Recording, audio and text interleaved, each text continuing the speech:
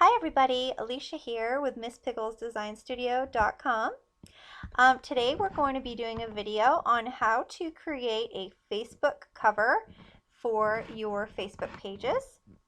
So the first thing we're going to be doing, we're using Photoshop Elements as our software today, and I'll also be incorporating some of my character designs that I've created for one of my clients. So we're just going to do this as a demo, but I will be using those two things as supplies.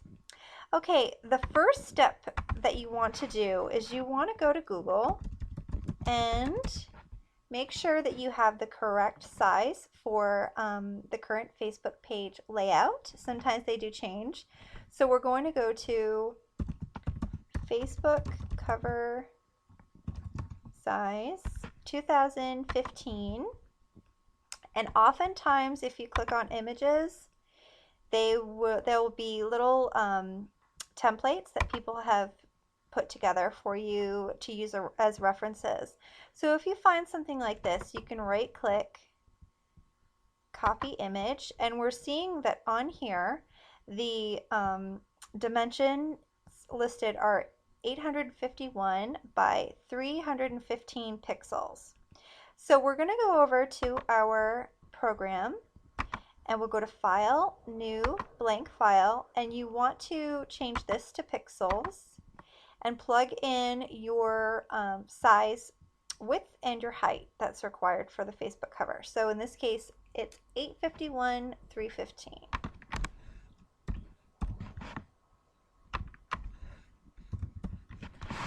Resolution doesn't have to be any more than 72 pixels for web use, but I always operate at 300 pixels, especially for Facebook, because sometimes the website can render images a little fuzzy, so I opt for the higher resolution.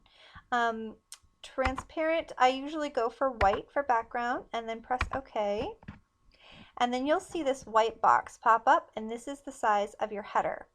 We have copied the layout image, so we're just going to click up here to edit, paste, and it's going to drop that template right in here for us.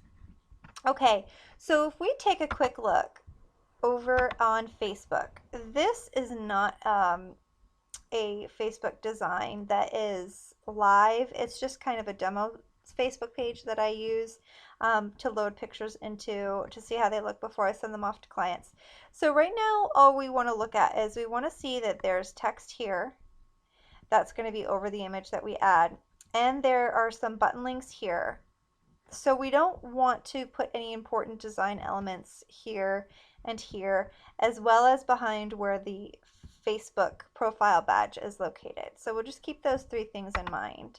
Going back over to our canvas, this is the top half of the Facebook profile badge, which is shown in here as we just saw on the page on the internet right here.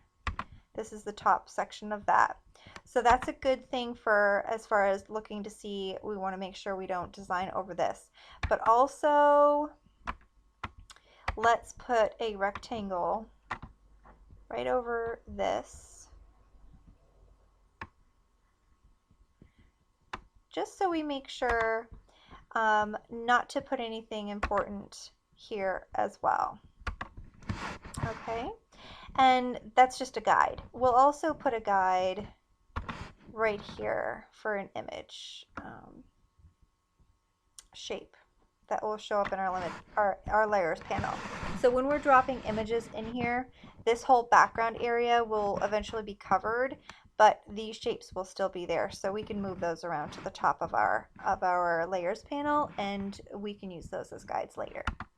Okay, so as far as a design goes, I'm just going to stick some graphics that I put together for a client this week in here, and we're going to arrange them in a way that shows off her title and her character design and a couple other elements that will coordinate with this layout, but won't get in the way of any of the things that we've mentioned before. So let's click on this layer right here. This is your back template. We're going to put a layer right in front of that, which will be our background. So create new layer, and it just added this layer here. What we do now is if you go over to the color for the background, let's select a color. We can change this after, but select a color, press OK, grab your paint bucket and fill in that layer so it's visible. Okay. All right, taking another quick look just at that layout. All right, so from here, if you have your graphics or clip arts, you want to go to File, Place, and then this is the folder I'm working from right now. So we will grab, you will receive the JPG file, a PNG file, and a PDF file from me when you order graphics. I always import or place the PDF file because there's no size restrictions. The JPG and the PNG are usually sized at 5 by 5. I just like working with this file format the best. So you'll select the PDF file that you want to use and push place.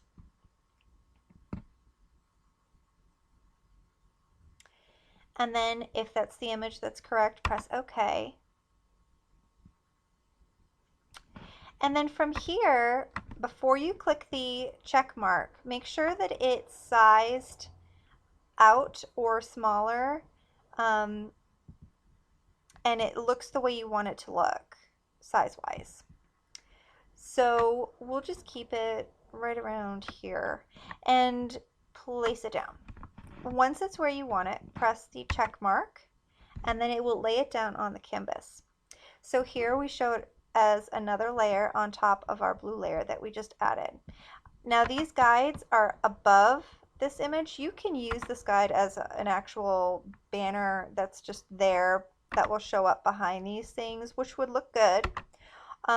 Or you can click on this character and move her in front of this guide shape that we're using, and that will work too. Just bear in mind that your that the buttons will be showing up above all of these little design elements, which you may want showing. So you could move her up, size her down. If you click Control minus, you can zoom out.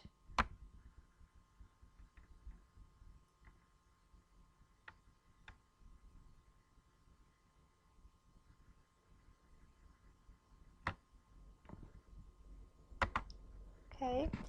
Control plus, you can zoom in. Okay, and I think for now we're just going to leave her right about there. So from here, I think I want to leave this guide shape there. I will select a color from this color palette somewhere in here and press OK, and I want to color this the color I just selected. So I'll go over to the paint bucket, make sure that I clicked on this layer that I'm going to color, and just click once, and it will use the paint bucket to fill that layer. Okay, so from here I may want to add a different kind of background. So you can go to File, Place, select a background pattern that you may have.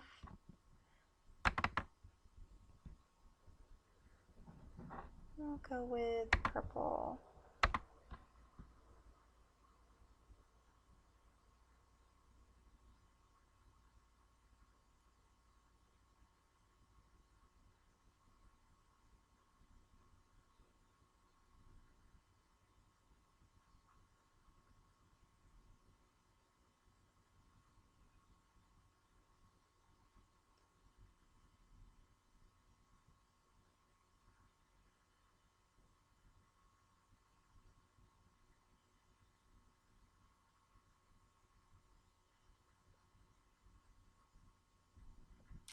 Okay, and you could press the check if you wanted to, but in this case I'm going to stretch it out more to cover the whole area.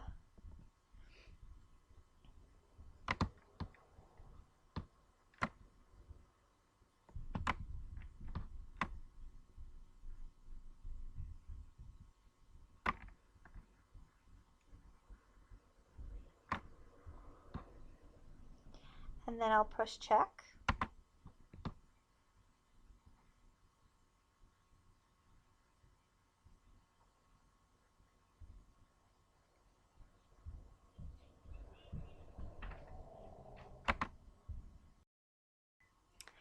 And from here, you can adjust it by clicking on that layer and using your arrows, or you can drag and drop if you need it somewhere else. Make sure that your pattern is just about the same on each side if you're using a pattern like this. Okay, and you can also slide these layers behind one another if for some reason you're a little out of order. Just slide, and as soon as you see that little black line thicken in between two layers, that's when you could drop it.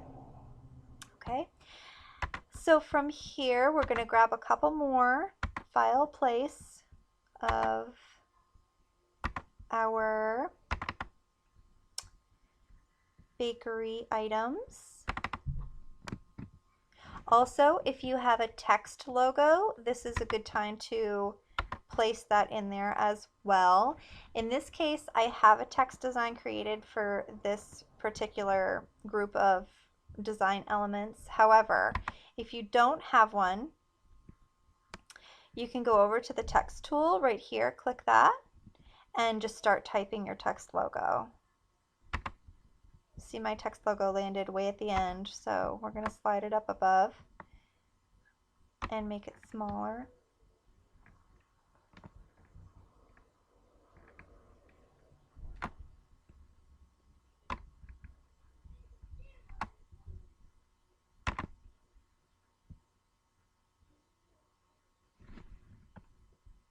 Okay. I think this purple is a little intense for me. So if you click on it and you want to change the color of any kind of pattern that you have, click Control U. Okay, and then this layers, saturation, hue, and lightness box will pop up. Here you can slide these around to make it less intense, more intense. Just start playing with these until you find something that works well with what you're doing, and then click OK. You can even colorize it. If you choose a different color on your, say you want to make it blue, you make sure your blue is in your background color. Click the layer you want to colorize, Control U again, click the colorize box, and it will colorize it to the color that you want. And then you can use your sliders also here. Okay. Okay, and then we'll grab, I think, a cake here, place.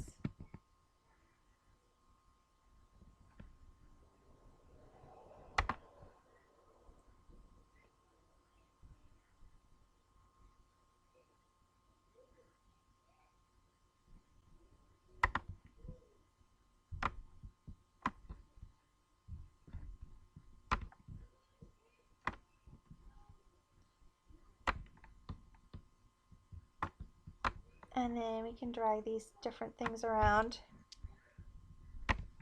And if you want to tilt it a bit, you can drag your mouse out until you see the curved arrows. Click and hold, and that can help you rotate the image.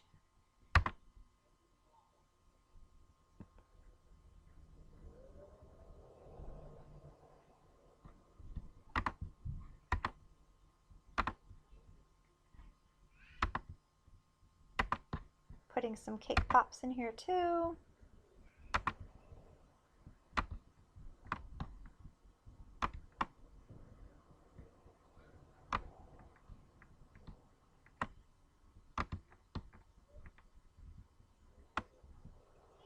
Gonna tilt that this way.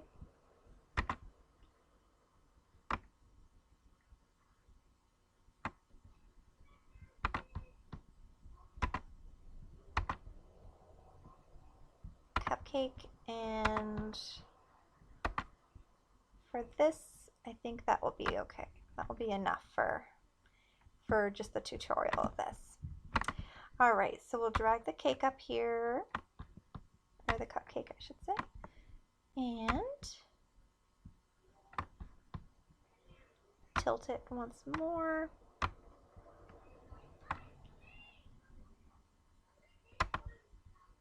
And I think I am going to have that in front of the cake, yep.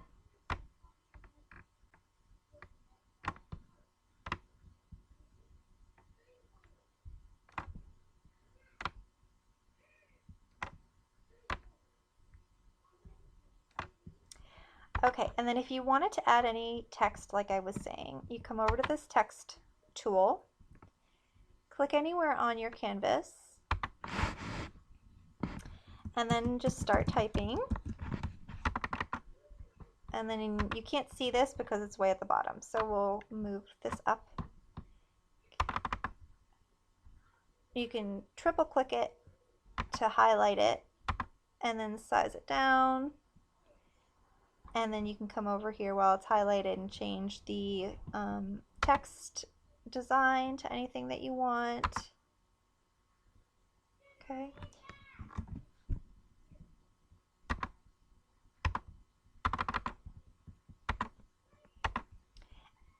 And then when it's the way you want it, press the check, and then you can move it around too.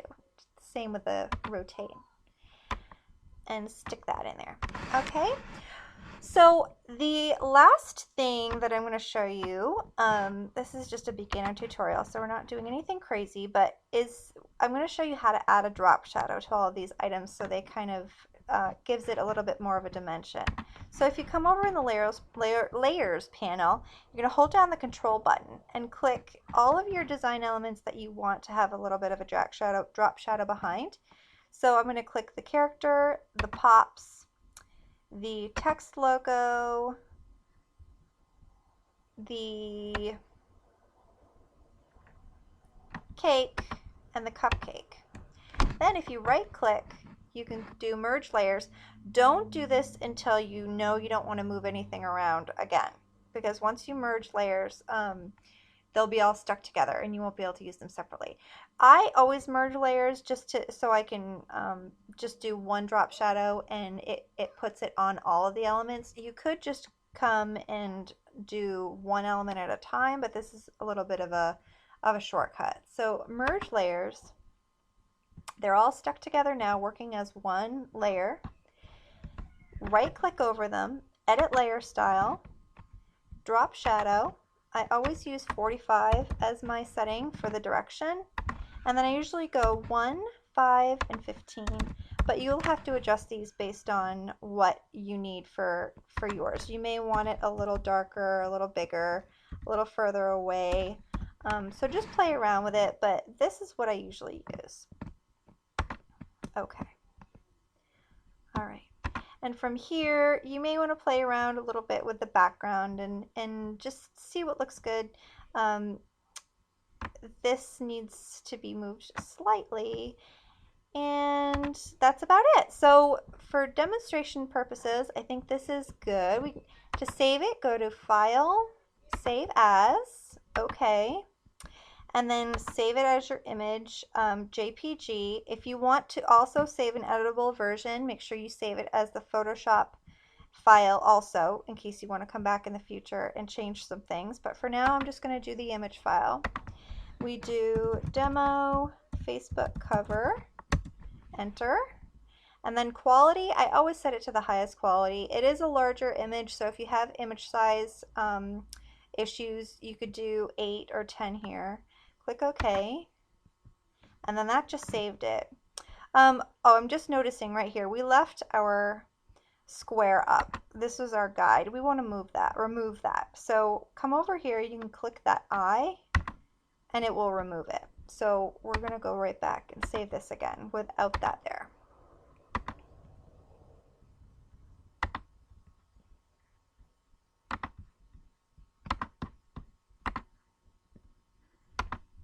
Okay, and then to see how it looks, you come over to your Facebook, change cover, upload photo,